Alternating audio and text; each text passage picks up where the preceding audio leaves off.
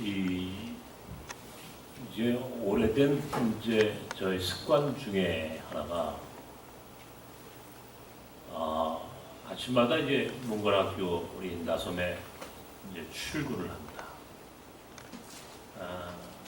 저 같은 경우는 우리 목회자들이 대부분 월요일 날 휴식을 취하지만 또 월요일도 출근을 하니까 거의 대부분의 날 특별한 일이 없으면 그냥 이곳에 와 있는 것이 제 일상이고 제 평상시의 삶이죠.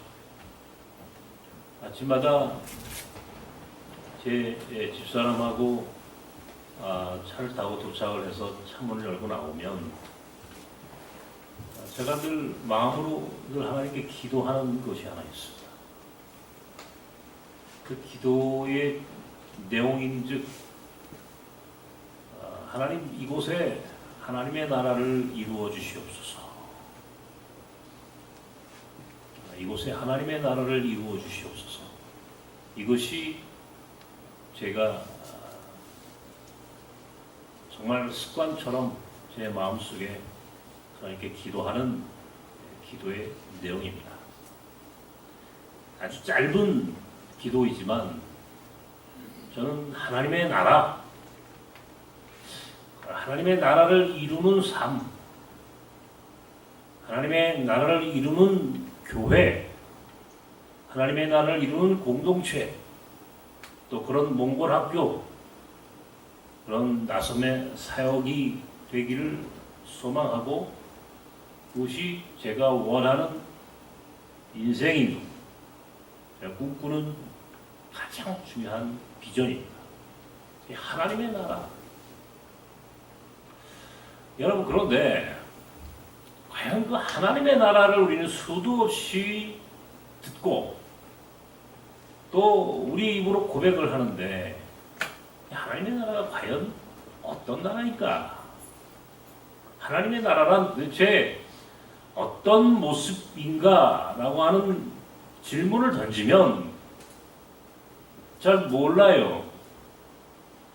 하나님의 나라 그렇게 생각하면 어떤 사람들은 저 우주 공간에 또 다른 지구와 같은 그런 별이 있어서 그곳에 하나님의 나라가 따로 있는 것으로 생각하는 사람들이 있는데 하나님의 나라는 사실은 우리 안에 우리의 삶과 우리 역사 안에 있다. 우리가 만들어내야 할 가장 큰 사명과 우리의 목적이 하나님의 나라예요. 하나님의 나라. 어떤 나라인가? 이 대한민국을 포함해서 국가를 구성하는 세 가지 요소가 있죠. 국민, 또 영토, 그리고 주권입니다. 모든 주권은 국민으로부터 나온다. 그런 말도 우리 헌법에 있고, 이 국민과 영토와 주권이 한 국가를 이루는 가장 중요한 요소이죠. 그럼 하나님의 나라를 이루는 가장 중요한 요소는 무엇인가? 이걸 알면은 하나님의 나라를 좀 더 쉽게 이해할 수 있겠죠. 하나님의 나라는 우리가 좀 더 구체적으로 하나님의 나라를 이해한다면 우리 하나님 나라 시민이 되는 이 예수 믿는다는 것은 어쩌면 하나님의 나라의 시민권자로 살아가는 사람들의 모임이에요. 그죠? 교회는 하나님 나라를 보여주는 하나의 모델 하우스죠. 하나님의 나라 어떤 나라일까? 오늘 사실은 조금 거창하지만 하나님의 나라는 어떤 나라인가? 라고 하는 이야기를 하고 싶은 겁니다. 먼저 이 미가서에 있는 이 4장부터 나오는 이 본문 3절부터 4절 5절까지의 본문을 여러분께서 유심히 보셔야 합니다. 이 미가라고 하는 선지자가 이 주전 8세기의 남한국 유다의 선지자였습니다. 북왕국 이스라엘과 남한국 유다, 여러분 그 얘기는 어디서 들으셨죠? 근데 이 미가는 남한국 유다의 선지자고, 특별히 이사야 같은 사람들은 왕족이거나 혹은 귀족 출신으로 상당히 높은 계급의 선지자였다면, 이 미가는 정반대로 시골의 농사 촌노예요, 촌노. 시골에 농사를 짓는 농군이었어요. 그러니까 그렇게 사회적으로 높은 계급에 있는 사람은 아니었음에도 불구하고 하나님은 이 미가 선지자를 통해서 하나님의 뜻을 증거하셨어요. 왜 이 미가가 오늘 이 하나님 나라라고 하는 이 주제에 합당한 사람인가? 미가가 살았던 시대에는 남한국 유다는, 북왕국 이스라엘은 이미 아시리아에 의해서 멸망했고, 북왕국 이스라엘과 반대로 남한국 유다는 지금 이 바벨론에 의해서 굉장히 고통받고 있는 상황입니다. 그러니까 남과 북이 분단이 되었고, 분단의 상황에서도 또 남한국 유다는 고통당하는, 전쟁하고 늘 공격당하고 침략당하고 이 어려운 상황 가운데 있는 민족이 지금 이 남한국 유다예요. 지금 이 고통 속에 살아가고 있는 남한국 유다의 사람들, 그 사람들에게 미가는 소위 평화의 노래, 오늘 이 노래를 통하여 하나님이 원하시는 세상, 하나님이 원하는 나라를 선포하고 있는 거예요. 그러니까 오늘 이 미가서 4장은 그런 면에서 오늘 이 하나님의 나라라고 하는 이 본질적인 우리의 궁극적인 신앙의 목적이 되는 이 하나님의 나라를 잘 설명해 주는 좋은 말씀이다. 오늘 본문 3절, 4절, 5절 이 본문이 바로 이 평화의 노래, 미가가 이야기하는 평화의, 미가가 이야기하고 싶은 하나님 나라, 미가가 하나님으로부터 받은 이 말씀을 통해서 우리에게 설명해 주고 싶은 하나님 나라의 특징이에요. 예수께서 이 땅에 오셔서 제일 먼저 하셨던 말씀이 하나님 나라, 회개하라, 하나님 나라가 가까이 왔다. 사람들한테 하나님의 나라를 설명하니까 그 당시 이 이스라엘에 살던 사람들은 어떤 생각을 했느냐면, 하나님의 나라가 가까이 왔다고 하니까 로마의 식민 지배를 당하고 있었던, 정치적으로 구속당하고 식민 지배를 당하고 있던 이스라엘, 특별히 예루살렘이 로마로부터 해방되는, 식민 지배로부터 자유로운 나라가 되는, 이것이 예수께서 말하는 하나님 나라인가 보다라고 생각했어요. 그러니까 대부분의 사람들이 자기 입장에서 생각하지 않아요? 그러니까 그 사람, 그 시대적인 이 예수님 당시 AD 1세기의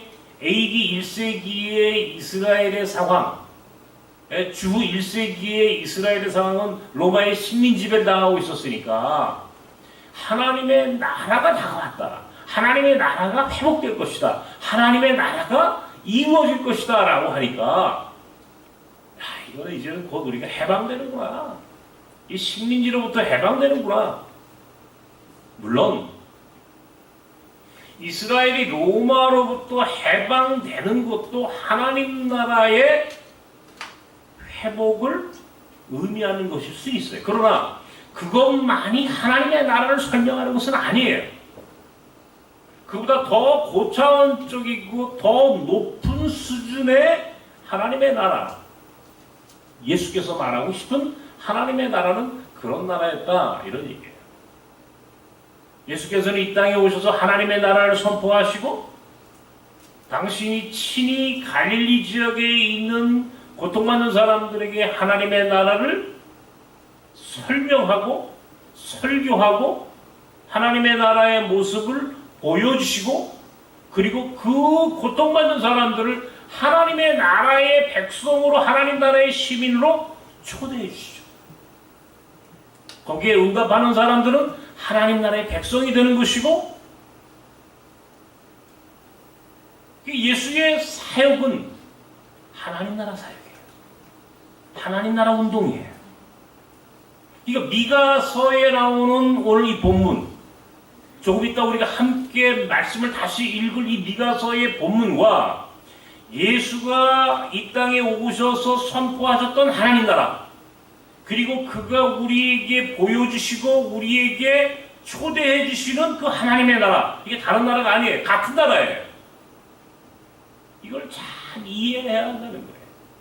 그러니까 우리 하나님의 나라를 자꾸 추상적이고 어떤 종교적인 신비적인 나라로 해석을 해버리니까 오늘 문제가 있는 거죠.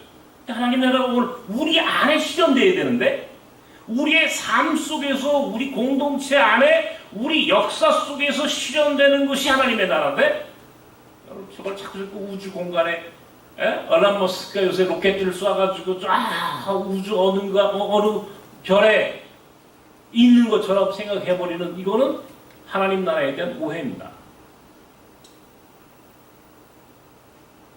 예수께서 오셔서 하나님 나라를 얘기하셨어요.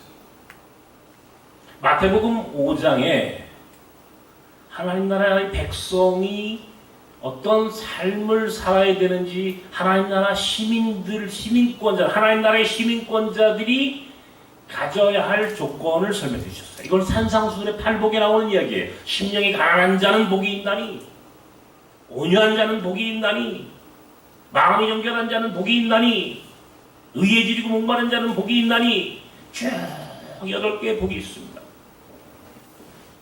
오늘 예수께서 요한복음 14장에도 그가 원하는 하나님 나라의 모습을 설명합니다. 하나님 나라의 모습을 설명해요. 보세요.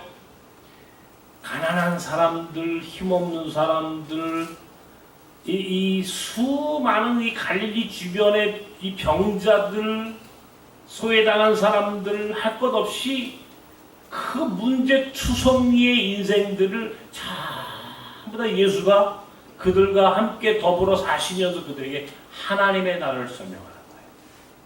하나님의 나라를 설명해요.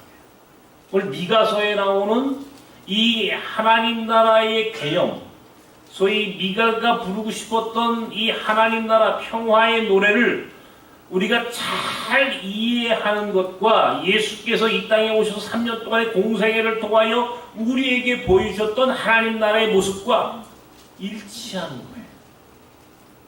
보세요. 미가는 어떤 나라를 하나님의 나라라고 부르냐? 첫 번째 3절입니다. 전쟁이 없는 나라. 오늘 3절에 칼을 쳐서 보습을 만들고 창을 쳐서 낫을 만들고 나라와 나라가 전쟁을 하지 않고 더 이상 전쟁 훈련을 하지 않는 나라. 이게 하나님의 나라다. 이 평화. 하나님의 평화가 충만한 나라가 하나님의 나라다. 4절에 보면은 두 번째 4절을 함께 읽읍시다. 여기 나와 있죠? 네, 함께 읽읍시다. 4절 시작.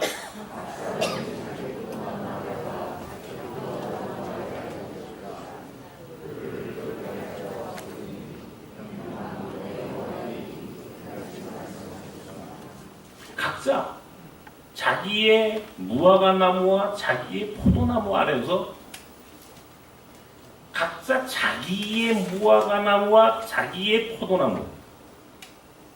이건 굉장히 중의적인 표현입니다. 이거 굉장히 중요한 표현이에요, 여러분. 그러니까 미가가 오늘 우리에게 이야기하고 싶은 하나님 나라의 모델은 자기 포도나무와 자기의 무화과 나무 아래서 자기의 소출을 먹으며 그렇게 평화를 누리는 삶. 미가는 농부라고 그랬죠, 제가. 그죠? 시작할 때 농부. 그러니까 미가는 자기가 가지고 있는 농부라고 하는 경험을 통하여 지금 하나님의 나라를 설명하고 싶은 거예요. 칼을 쳐서 보석을 만들고 창을 쳐서 낫을 만들고, 자, 전쟁을 하지 않고 무기를 갖고 농사를 짓는 이 농기구를 만들어 나가는 그런 세상을 설명하고 있고, 두 번째는 자기가 자기 소유의 무화과 나무와 자기 소유의 포도나무, 그 당시에 사람들은 대부분 소작을 했어요. 소작. 예? 그런데 미가는 내 것, 자기 소유의 무화과, 자기 소유의 포도나무라고 하는 소위 경제적인 문제를 설명하는 거예요. 소위 경제적인 자유, 경제적인 자립. 이것이 하나님 나라의 굉장히 중요한 조건이다 말이에요. 자, 세 번째, 5절을 함께 읽읍시다. 5절 시작.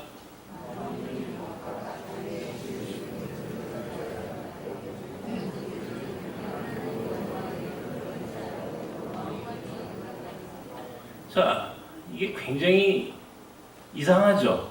그죠? 모든 사람이 자기의 신, 자기들의 종교를 믿고, 다만 우리는 하나님을 찬양하고 하나님을 예배하는, 하나님이 주인 되는 삶을 살게노라. 이게요, 이게 이따가 좀 이따 설명을 하겠습니다만은, 사람들이 듣기에 따라서는 이게 미가가 이게 도대체 무슨 말이지? 다른 사람들은 니들은 알아서 다른 사람들은 다 자기들이 믿는 신, 자기들이 믿는 종교, 그것을 인정해 주되 우리는 하나님을 믿는 백성으로 살게 돌아가요. 이게 바로 선교에 대한 얘기를 하는 거예요. 선교. 어떻게 하나님을 증거할 것이냐에 대한 얘기예요. 자, 처음부터 하나님 나라의 특징은 하나님 나라의 백성의 진정한 모습은 평화가 충만한 인생. 두 번째는 경제적인 자유를 갖고 사는 삶. 그리고 마지막 세 번째는 선교적인 사명을 감당하는 사람. 선교적인 사명을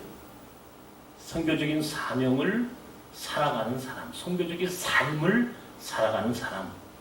이렇게 오늘 우리 시대에 재해석을 하는 겁니다. 자,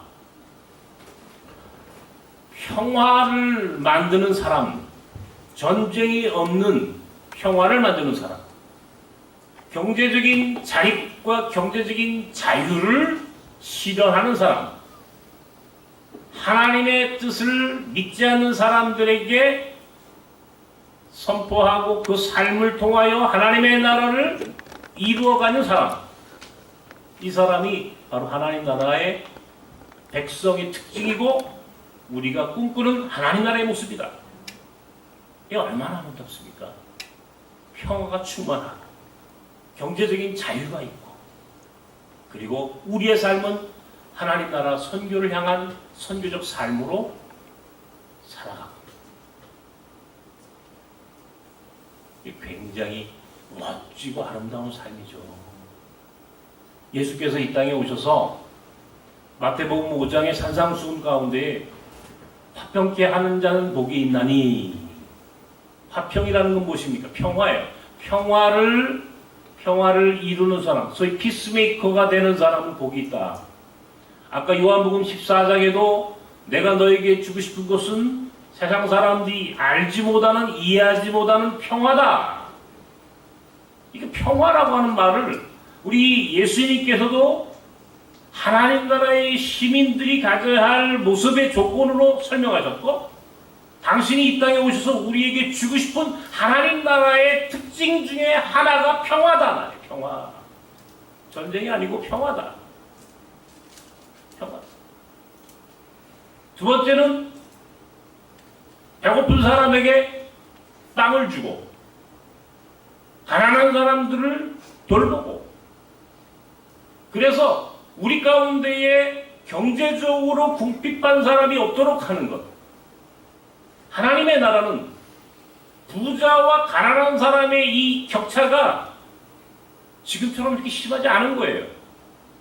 하나님의 나라는 가난한 사람도 부유한 사람도 크게 다르지 않은 세상. 그러니까 예수께서 하루는 부자 청년이 찾아왔어요. 이 사람이 예수에게 와서 뭐라고 이야기를 하느냐면, 선생님, 내가 이 십계명을 비롯하여 율법을 다 지켰습니다.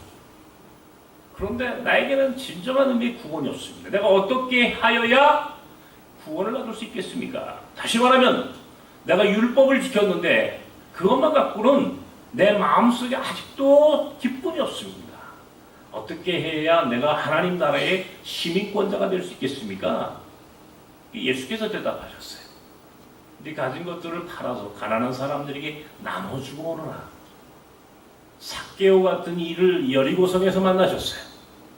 삭개오는 세리장입니다. 돈이 많은 사람이었지만 그는 죄인이었어요. 예수는 삭개오를 만나셔서 삭개오를 회개시키셨고, 삭개오가 가지고 있는 재산 중에 상당한 부분을 쭉 떼서 가난한 사람들과 더불어 나누며 살 수 있도록 그에게 권고하셨어요. 그러니까 하나님의 나라의 특징은 평화와 경제적인 자립과 자유, 경제적인 정의가 함께 공존하는 세상이에요. 평화와 경제적인 정의가 충만한 바로 그런 그 특징을 갖고 있단 말이에요. 거기에 하나님 나라의 사람들은 그 하나님 나라를 많은 믿지 않는 사람들에게 증거하는 선교적 삶. 바로 그런 인생을 사는 사람이 하나님 나라 백성의 특징이고 모습이다. 얼마나 아름답습니까? 경제적으로 자립할 수 있고, 경제적으로 우리 가운데 어느 사람도 소외당하거나 가난하거나 어느 사람도 궁핍하거나 그 일로 인하여 한숨 짓거나 눈물 짓는 사람이 없는 경제적인 든든한 토대 위에 한쪽에는 평화가, 다른 한쪽에는 하나님 나라의 선교적 삶이 공존하는 경제적인 토대 주춧돌 위에 평화와 선교라고 하는 큰 축을 중심으로 집을 짓고 그 안에 살아갈 수만 있다면 이건 복이에요, 복. 예? 이게 하나님 나라 백성이 누리는 삶이어야 한다, 이런 얘기예요. 미가가 이야기했고 예수께서 궁극적으로 우리에게 보여주고 싶었던 하나님 나라, 그가 이 땅에 오셔서 우리에게 하나님 나라가 가까이 왔다. 하나님 나라가 무엇입니까? 당신이 우리에게 직접 자기의 삶으로 보여주셨던 하나님 나라. 난 아침마다 와서 이 나섬이, 내 삶이, 우리 공동체가 선교적 공동체, 선교적 교회, 하나님 나라 공동체, 하나님 나라의 교회가 되기를 꿈꾸고 이 안에 있는 사람들이 하나님 나라 백성으로서 그런 복 있는 삶을 살 수 있기를 기도하는 거예요. 나는 내 자녀들과 내 가족들과 우리 나섬 사람들이 바로 그러한 하나님 나라의 백성으로 누리며 살 수 있기를 마음으로 기도하고 있고, 이것이 제가 꿈꾸는 목적이에요. 목회의 목적이에요. 하나님 나라의 백성이 함께 이 안에서 정말 기쁨으로 감격해서 하나님의 나라의 시민권자로서의 삶을 누릴 수 있기를 제가 소망하는 거예요. 요즘 지난 한 주간에 얼마나 우리 가슴을 정말 쓸어내리는 일들이 있었습니다. 올해가 한국전쟁 70주년이에요. 70주년. 예? 이제 오늘 6월 25일 6.25 한국전쟁이 1950년, 그러니까 2020년이니까 올해가 70주년입니다. 여러분 가운데 한국전쟁을 경험하신 분들 계시죠? 그죠? 예. 저도 뭐 경험을 했습니다만은 마음으로만 했습니다. 우리 부모님들로부터 한국전쟁의 이야기를 들었어요. 얼마나 비참하고 얼마나 고통스러우셨는지 그 전쟁통에 사셨던 이야기를 들으면 전쟁은 있어서는 안 되겠다. 평화라고 하는 가치가 이게 하나님 나라야, 하나님 나라. 평화. 전 세계에 지금 이 한반도의 상황을 보십시오. 이게 얼마나 지금 이 상황이 힘들고 어려운 상황입니까? 남북 분단, 벌써 1945년 해방과 더불어 75년이 됐어요, 벌써. 그리고 전쟁이 일어났어요. 분단과 전쟁이 일어나고 지금까지도 이 전쟁의 그 위협으로부터 우리가 얼마나 고통받고 살았습니까? 우리나라 1년에 예산이 500조가 넘는데 그 중에 10%, 10분의 1이 국방비예요, 여러분. 500조가 예산이라면 50조가 국방비입니다. 이게 어마어마한 돈을 우리는 지금 국방비로 쓰고 있는 겁니다. 미국에서 무기를 수입해오고 트럼프는 우리가 여기에 미군들이 주둔하는데 자기들 미군 주둔하는 비용까지 다 내라는 거 아니에요. 지금 뭐 5조를 내니 뭐 1조 5천억을 내니 언론에서 얘기하지 않습니까? 미국 사람들이 여기에 와가지고 주둔하는 게 마치 우리 때문에 주둔하는 것처럼 얘기하지만 실은 자국을 위해서 주둔하는 거예요. 어쩔 수 없이 우리는 분단이라고 하는 이 위기를, 이 위기 앞에서 우리는 지금 이 부담을 다 감내하면서 살아가는, 말도 안 되는 이 전쟁의 분단의 비용을 부담하면서 우리는 우리의 세금을 축내고 그 돈으로 사실은 굉장히 많은 일들을 할 수 있는데 우리는 이 전쟁, 분단, 말도 되지 않는 이런 고통 속에 살아가는 겁니다. 평화가 돈이에요, 여러분. 제가 작년에도 똑같은 이야기 했어요. 영국 경제학자 케인즈가 평화의 경제적 귀결, 평화의 경제적 결과라고 하는 책을 썼어요. 1차 세계대전이 끝나고 나서 독일이 1차 세계대전의 패전 국가가 되고 독일에게 주어진 전쟁 부담금, 전쟁에 대한 책임을 이제 돈으로 부담하라 라고 하는 이제 이 세계 1차 대전, 세계대전 이후에 유럽의 상황에서 케인즈는 저렇게 했다가는 또 전쟁 납니다. 이렇게 하시면 안 됩니다. 영국과 프랑스가 이렇게 하면 안 됩니다. 라고 하면서 그가 얘기했던, 그리고 그가 썼던 책이 바로 평화의 경제적 귀결이라는 책이에요. 굉장히 유명한 책입니다. 한마디로 얘기해서 평화를 이루어야만이 번영이 되는 거고 평화를 이루어야만이 잘하는 것이지, 이러다가 전쟁이 또 터지게 되면 그 다음에 또 다른 그 경제적인 문제는 말할 것도 없고 모두가 다 불행해집니다 라고 하는 얘기를 하고 싶어요. 평화가 돈이에요. 빨리 평화를 이루어야 돼요. 그리고 남북이 할 수 있으면 빨리 하나가 되어야 돼요. 평화가 전제된 통일, 평화가 전제된 일치가 되어야 하는데, 이게 아까도 얘기했지만 예수 믿는 사람들이, 우리 예수님께서 우리를 화평케 하는 자는 복이 있다, 이 피스메이커의 삶을 살기를 우리에게 요구하셨고 그것이 하나님 나라 백성이 살아야 할 삶의 조건인데, 오늘날 우리 한국교회는 이 평화에 대한 이해가 너무 없는 거예요.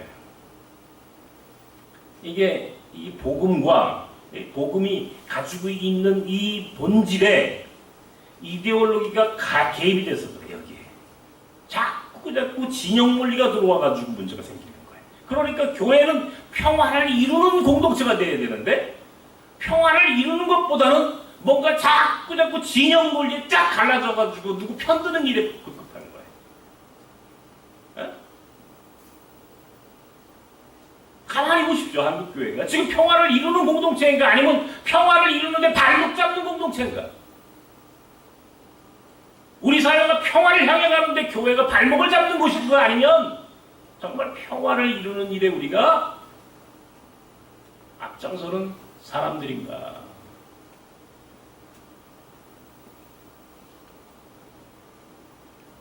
아직도 우리 교회를 구성하고 있는 이 과거의 이 프레임에서 벗어나지 못해서 그래. 친미, 친일, 반공이라고 하는 이 이념이 여전히 교회 안에 깊이 개입되어 있어요.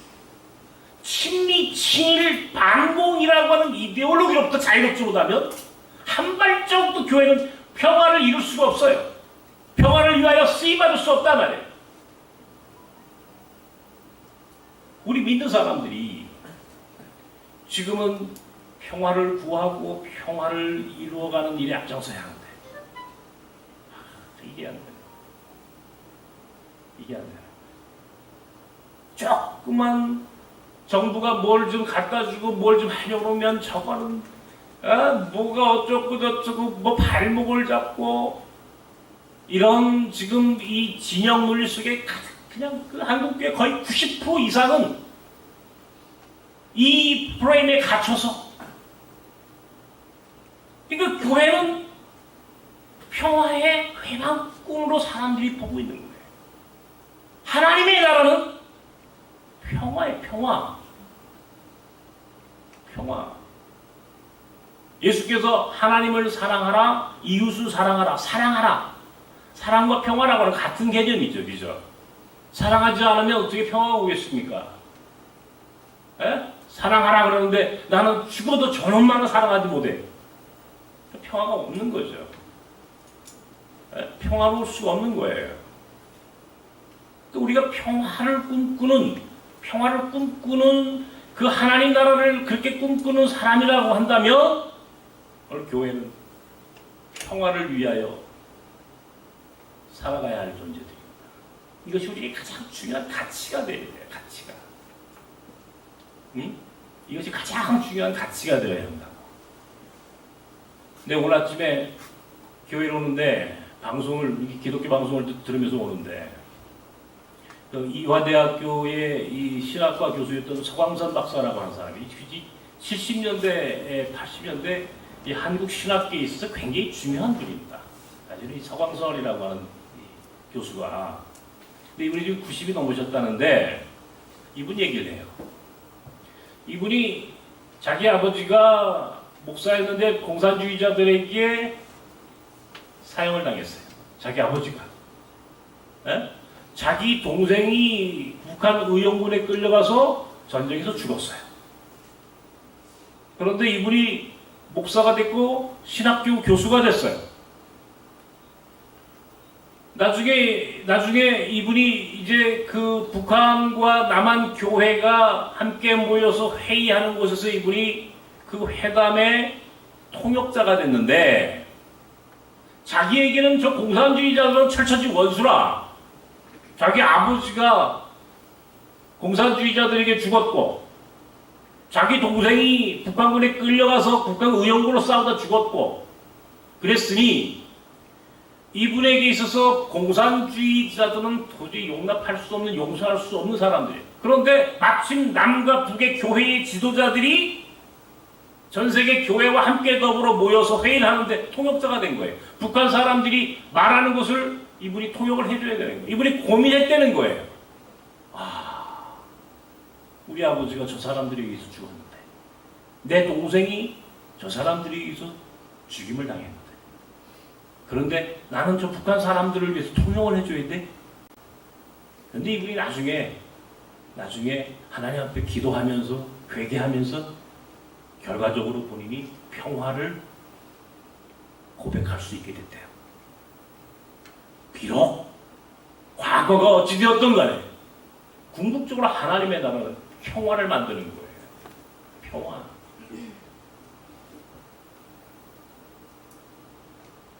나는 우리 교회가 앞으로 평화 선교사를 파송하는 교회가 됐으면 좋겠다. 이 생각을 합니다. 평화 선교사. 내가 요새 우리 허성한 선교사님을 그분이 이제 몽골에서 평화 캠프 사역을 하고 있지 않습니까?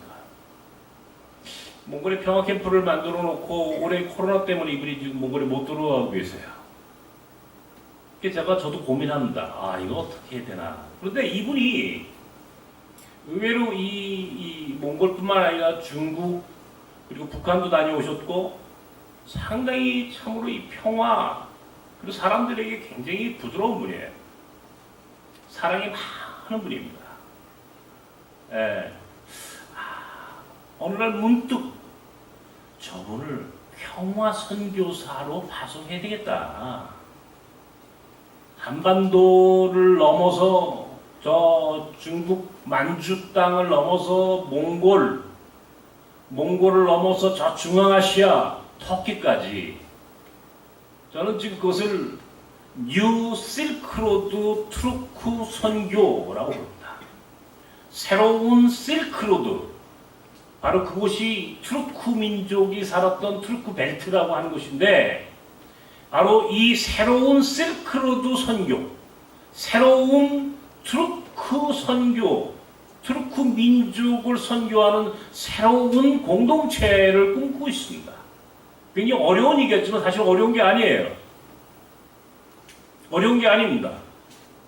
한반도가 평화 공동체가 돼야 되고 한반도가 통일이 되면은 혹은 평화가 이루어지면 저 몽골과 함께 더불어 동북아시아의 평화를 이룰 수 있고 그리고 이것이 우리 투르크 민족 적어도 새로운 실크로드의 길을 평화적인 그런 하나님 나라의 가치로 새로운 선교적인 새로운 길로 엮어나가는 작업들을 해야 되겠다. 그 일에 가장 적합한 사람이 허성한 선교사. 저분을 평화 선교사라는 이름으로 새롭게 우리가 파송하고 그에게 새로운 사명을 줘야 되겠다. 우리가 역파송 선교를 하지 않습니까? 저 터키의 호자트가 오늘 여러분 이 쉼터 이 상황도 보셨습니다만 그곳에 있는 사람들부터 지금 중앙아시아 지금 몽골의 보르마 목사가 이미 벌써 오래전에 파송을 냈지만은 이제 많이 이제 보르마 목사들이 은퇴할 때가 됐어요. 제가 오늘 아침에 이 오곤투야 전수사한테 오곤투야가 이제 그 뒤를 이어야 할 사람이다. 오곤투야 전수사가 이제 그 일을 감당해야 되겠다 하는 생각이 자꾸 이제 지금 신학 공부를 하죠. 역파송 지금 훈련시키지 않습니까? 근데 참 감사하게 우리 나섬에서 파송한 사람들은 우리 그 호자트 선교사도 부인이 배은경 선교사고 빵가지 선교사도 부인이 이혜정 선교사고 다 이게 조합이 이렇게 됐죠 지금 그죠? 투어는 아직 결혼을 아직 안 했으니까 그거는 이제 하나님 뜻이 있으면 또 뭐 좋은 한국 남편 만날 거예요. 근데 우리 오곤투야가 보니까 남편이 한국 사람이에요. 우리 권태현 집사 아주 외조를 잘하는 친구. 여기 있어요 지금?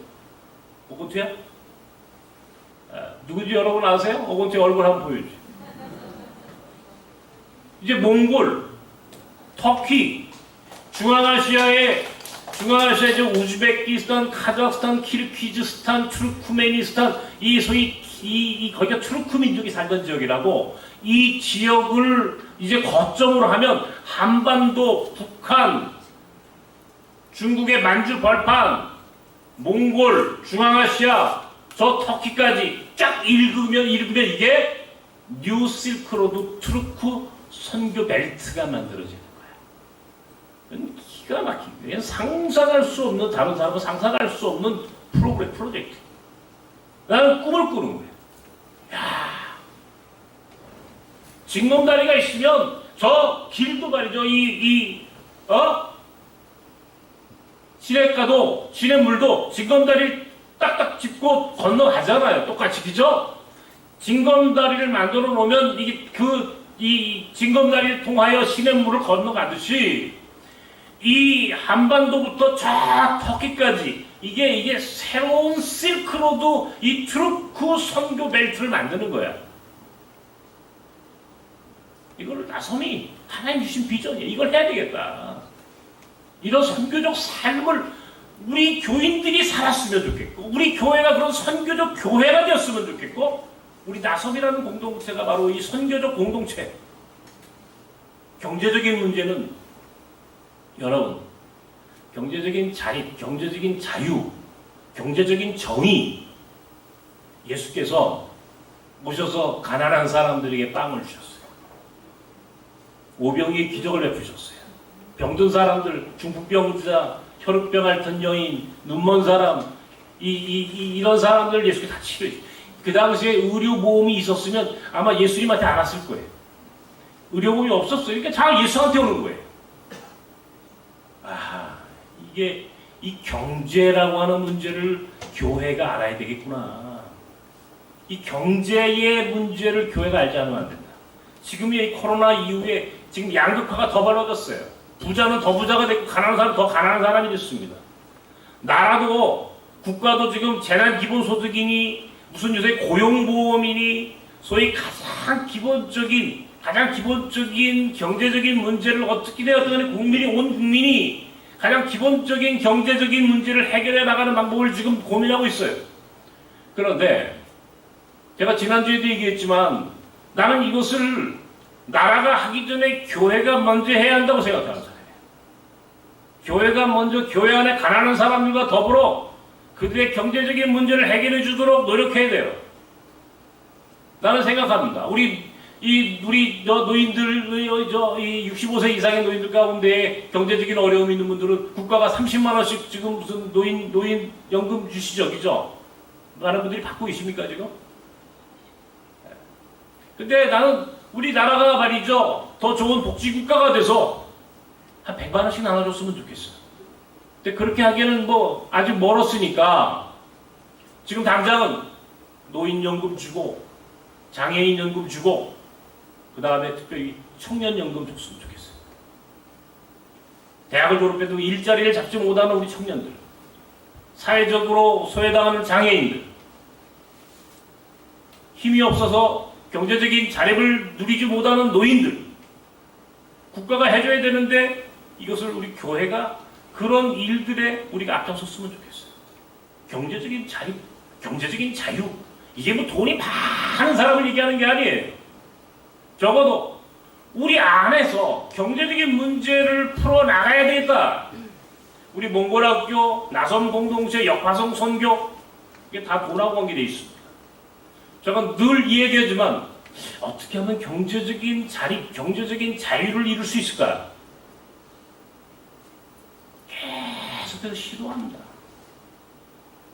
양평에서 블루베리를 따요. 제가 광고 시간에 얘기했지만 여러분들 블루베리 하나씩 혹은 2개씩 사셔서 드시고 다음 주에 더 많이 주문하시고 더 많은 사람들에게 소개하시고 블루베리 콩알 많은 것 하나, 여러분 그것만큼 우리가 경제적인 자립을 이루는 거예요. 이게 굉장히 중요한 의미를 갖고 있는 겁니다. 우리는 그렇게 살아보려고 노력을 하는 거예요. 적어도 다른 사람이 지원하지 않아도 나섬이라고 하는 공동체가 스스로 갈 수 있도록. 그러기 위해서 가장 중요한 건 여러분이 부자가 되는 길이에요. 여러분이 잘 살았으면 좋겠어요, 사실은. 그러나 여러분에게만 의지하지 않습니다, 저는요, 제가 할 수 있는 최대한의 노력, 내가 공부하고 내가 노력해서 최대한으로 경제적인 문제를 어떻게 하면 해결할 수 있을지에 대해서 계속 도전합니다. 망해도 실패해도 끝까지 포기하지 않고 또 가는 거예요. 역화성 선교사, 어떻게 하면 저 사람들이 지속 가능하게 선교가 될 수 있을까? 어떻게 하면 하나님의 나라를 위하여 우리가 경제적으로 누구에게 종속당하지 않는, 경제적인 문제로 우리의 운명을 누구에게 맡기지 않는, 우리 스스로 우리의 운명의 주인이 될 수 있는 길이 무엇일까를 생각하면서 목회하고 그런 공동체를 이루고 싶은 거예요. 평화가 충만한, 하나님의 평화가 충만한 세상. 그리고 하나님의 그 평화를 이루기 위해서는 가장 중요한 경제적인 자립, 경제적인 정의를 실천하는 공동체예요. 그리고 각 민족의 신들, 그들의 신들과 내가 믿는 하나님, 이 거리가 있죠. 제가 이걸 하나님의 선교라고 얘기했습니다. 우리가 선교를 말할 때 호자트가 터키에 가서 지금 선교하는 사람들 다 무슬림들이에요. 그 사람들한테 가가지고 여러분 당장 기독교로 개종하십시오 이렇게 해가지고 개종이 됩니까? 그것이 하나님이 기뻐하시는 선교가 될 수 있습니까? 하나님이 원하는 선교로서의 역할을 할 수 있습니까? 우리 공동체가, 제가 벌써 거의 30여 년 이제는 2주 나그네들 목회를 하는데, 지금은 이제 각 나라마다 자기들 음식을 해 먹습니다. 지금은 인도 사람은 인도 음식을 해 먹고, 베트남 사람은 베트남 음식을 해 먹고, 무슬림들은 무슬림 음식을 해 먹죠. 그런데 전에는요, 우리가 함께 밥을 먹을 때는요, 매일 닭고기만 했어요. 왜 그런지 아십니까? 한번 저 곤자암에 우리 외국인을 데리고 여행을 갔는데 돌아오다가 곤자암에 소머리국밥을 먹으러 갔어요. 인도 사람들은 소고기를 안 먹어요. 힌두교인들이니까. 삼겹살을 대접받는데 무슬림들은 삼겹살을 먹지 않아요. 꼭 얘기합니다.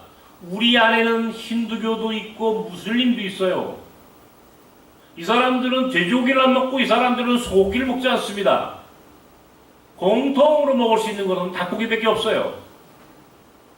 대접해 주시려면은 소고기도 아니요, 돼지고기도 아니요, 닭고기만 해주십시오. 오늘 이 본문이 그런 얘기예요. 여러분 무슨 말인지 아시겠어요? 한번 5절 한번 다시 한번 보십시오. 5절 다시 한번 읽읍시다. 여기 떴어요? 한번 또 읽읍시다. 시작.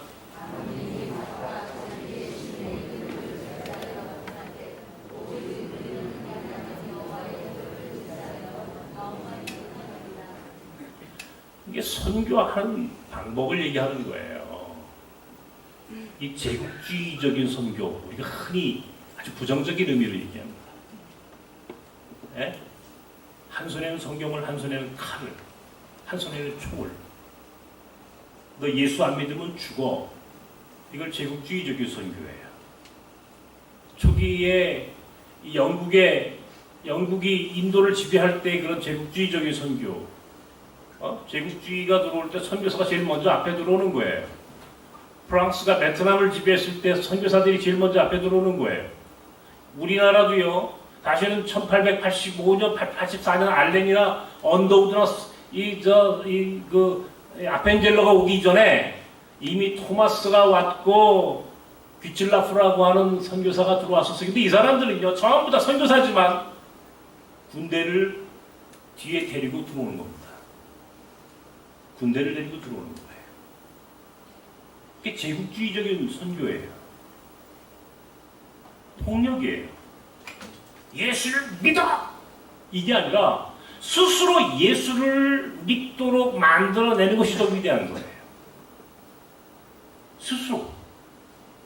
그들의 종교, 그들의 문화, 그걸 우리가 이해해 줄 거예요. 인정하는 것과 이해하는 것은 다른 거예요. 그들의 신, 그들의 종교, 그러나 나는 여호와 하나님을, 그러므로 내가 믿는 하나님의 이름으로 그들을 사랑하고 나누고 섬길 수 있어서, 그렇게 나눔과 섬김, 그런 나선의 사역을 통하여 한 사람 한 사람 그리스도의 사랑 안으로, 그리스도의 복음 안으로, 하나님의 나라 안으로 들어오도록 만드는 것을 하나님의 선교라고 이야기하는 겁니다. 이 하나님의 선교라는 개념은 굉장히 중요한, 선교학에서 굉장히 중요한 미션데이, 미션 오브 갓, 하나님의 선교. 오늘 나섬이 지향하는 선교의 방법이에요. 언더스탠딩이에요. 그들 밑에서 보는 거예요. 그들에게 복음을 통하여 그들을 복음의 사람으로 만들어가는 과정에서 그것을 강제적이고 폭력적인 방법이 아니라 그들의 삶을 이해하고 그들의 문화를 이해하고 그들이 믿었던 신을 이해하면서 조심스럽게 그들의 친구가 되어주는 것. 그렇게 함으로 후에 너는 왜 나의 친구만 되어줬지? 네가 믿는 하나님, 네가 믿는 예수는 말하지 않았어. 나는 그 예수가 궁금해. 네가 믿는 하나님이 궁금해. 그렇게 하면서 자연스럽게 복음 안으로 들어오게 하나님의 나라의 백성이 되도록 하는 것. 이걸 우리가 꿈꾸는 선교적인 교회, 선교적 삶이에요. 자, 말씀을 정리하겠습니다. 하나님의 나라는 예수가 이 땅에 오셔서 우리에게 선포하신 나라예요. 예수는 우리에게 하나님의 나라의 백성이 되는 길을 가르쳐 주셨습니다. 화평케 하는 자는 복이 있다. 화평케 하는 자는 복이 있다. 평화, 사랑, 이게 하나님 나라의 가치다. 가난한 사람들을 돌보고 쇠당한 사람들의 친구가 되어주고 잘못된 부자들에 대하여는 권고하고, 그래서 모두가 하나님의 나라의 백성으로서 살 수 있는 그 길, 경제적인 문제, 그러면서 자연스럽게 하나님 나라 선교가 어떤 것인지 예수가 친히 3년 동안 자신의 삶으로 보여주셨던 바로 그 하나님의 나라의 모델. 미가는 그런 나라가 전쟁이 없는 나라여야 하고, 경제적인 정의와 경제적인 자립이 전제된 나라여야 하고, 그리고 선교적인 삶으로 충만한 사람들의 공동체, 평화와 경제적인 자유와 그리고 선교적인 삶이 함께 어우러진 사람들의 나라, 이게 바로 우리가 꿈꾸는 하나님의 나라라고 하는 것입니다. 나는 여러분과 그런 나라를 만들고 싶고 그런 나라를 이룰 것입니다. 어떻습니까, 여러분? 우리가 그 길로 가야 하지 않겠습니까? 평화가, 하나님의 평화가 충만한 세상, 경제적으로 누구에게도 종속당하지 않는 경제적인 자립과 자유와, 나아가서 힘들고 어려운 사람들과 함께 더불어 나눌 줄 아는 경제 정의가 살아있는 공동체, 그런 인생, 그리고 궁극적으로는 하나님 나라의 가치를 믿지 않는 사람들에게 삶으로 보여줌으로 하나님 나라를, 그 주권을, 하나님 나라의 주권을 더 확장시켜 나가는 선교적인 삶을 살아가는 사람들.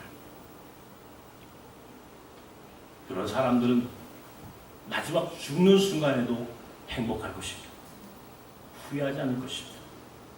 저는 그런 나라를 꿈꿉니다. 그런 나라가 내가 꿈꾸는 하나님의 나라예요.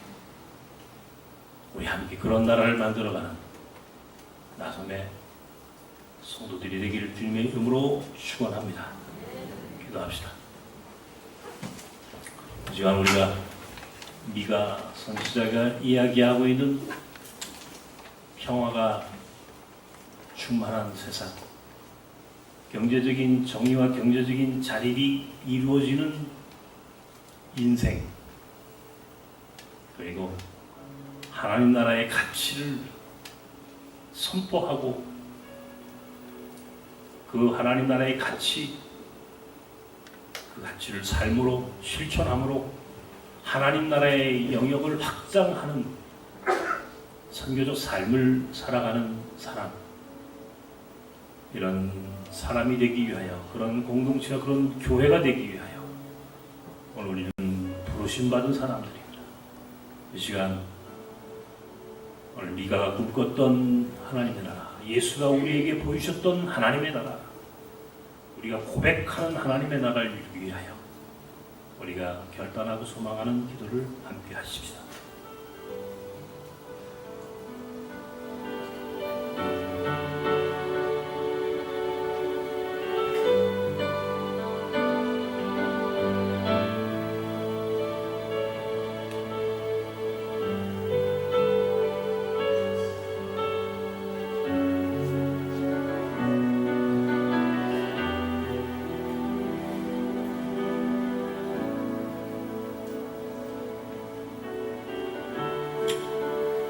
살아계신 하나님, 오늘 우리는 미가 선지자가 살았던 남한국 유다의 상황과 매우 흡사한 어려운 상황 속에 살아가고 있습니다.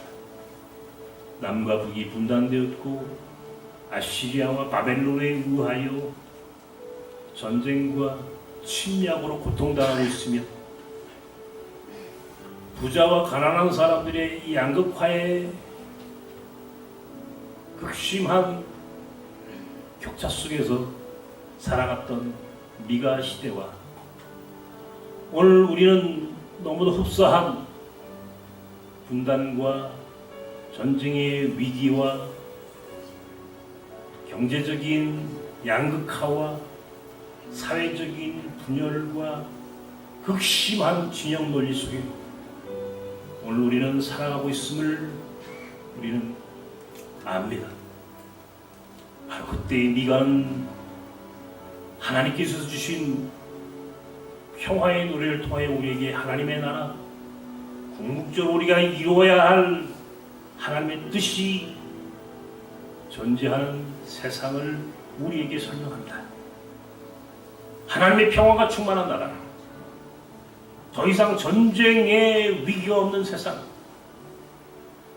그리고 경제적인 정의와 경제적인 자유와 자립이 가능한 세상, 그런 인생들, 그리고 그런 소중한 하나님 나라의 가치를 온 세상 열방 가운데에 삶으로 증거하는 선교적 삶을 살아가는 사람들의 공동체, 이것이 예수께서 이 땅에 오셔서 우리에게 보여주셨던 하나님 나라의 모델이고 오늘 우리가 믿는 신앙의 목적이 바로 그런 하나님 나라의 모습임을 고백합니다.